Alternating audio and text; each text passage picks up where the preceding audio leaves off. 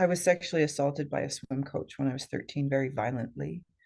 Before that happened, I was an athlete heading towards the Olympics. I was incredibly healthy. Nothing ever stopped me. I was never a sick kid. After this, I started getting sick. My grades started tanking. I started hemorrhaging with my menstrual cycle. My dad doesn't know still to this day. My mom knows, but she didn't know until I was older. Like they didn't know. They just thought something was wrong with, they knew something was wrong with me. They had no idea what it was. That's what they were doing. They were sitting at the table going, "What is wrong with you? What is wrong with you?" And I didn't have the language, the words, the memory was completely gone. The memory left. I got in a car afterwards, and I think I said something along the lines to my dad. The coach just did something to me, and either he dissociated himself or it didn't enter his awareness or consciousness. My sister remembers me being upset, but my dad, I, I, I, he's near the end and he's been a wonderful father over the last 10, 15 years. And it's torturous if I was to bring this up to him because he would feel nothing but guilt.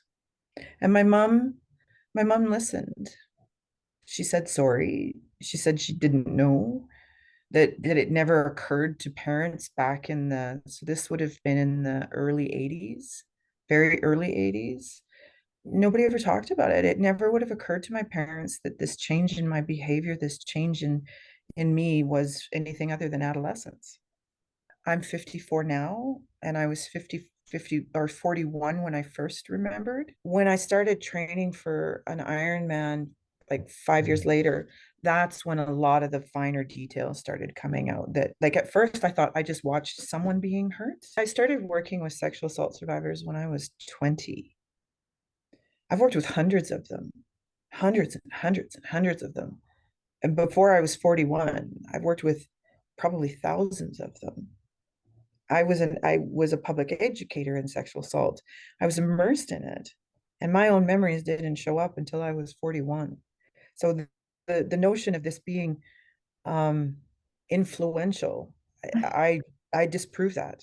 Because if it was influential, that memory would have happened a lot earlier. Requiring photographic memory is part of the abusive world we live in. It's dismissive and gaslighting and part of people protecting themselves to deny all the other tangible pieces of evidence that I have. We're taught in psychology schools that memory is a particular thing. And psychology does not consider, and even the medical world does not consider, the data that comes from our affective circuitry. Our affective circuitry is like our lymphatic system, our respiratory system, our endocrine system, all the systems that are born intact at birth, like we're born with them intact at birth. The body carries information that is never forgotten because the body is sort of a fact teller. We can measure these things with blood draws and heartbeats and variability, heart rate variability. Like there's a lot of data inside of our bodies like if we were to do a blood draw, and if I was to be in a memory or be close to that experience, you're going to be able to detect the level of opioids I'm producing, the level of estrogen, or the level of adrenaline, the level of cortisol. You'd be able to view my stress. The mind really is an abstract part of us that is incredibly susceptible to other people's words, meanings, and language. We don't invent our own words, meaning, and language. We'll pick it up from the environment. And if we're going through an event that we're being told is something other than that event, we're going to listen to what is being told to us versus listen to ourselves because of a lot of the neurobiology of dissociation. Mindfulness is the brain structures that are responsible for reading the data that comes from our affective sensory motor circuitry. And when we are in a traumatic event, mindfulness goes away. All the brain structures that are responsible for knowing what's happening to us go away. And in that case, we become even more susceptible to what other people tell us is happening versus what is actually happening.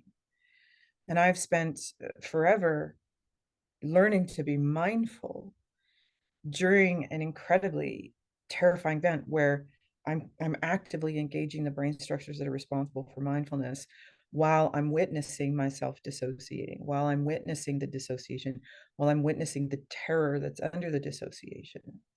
So for me, it's an incredibly hard skill to learn. And most mindful masters, they don't learn this because they're not being mindful when they are terrified. Because I've spent so many years studying this, looking at this. People just don't do the becoming mindful of the terror.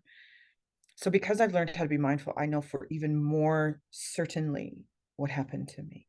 Because I'm listening to my non-biased, really not subjective, but objective data that comes from the body, of the pain, of the terror, of what actually happened to me. So I know what happened for sure. It's just the world that gaslights us and believing and telling us that it didn't, when it absolutely did.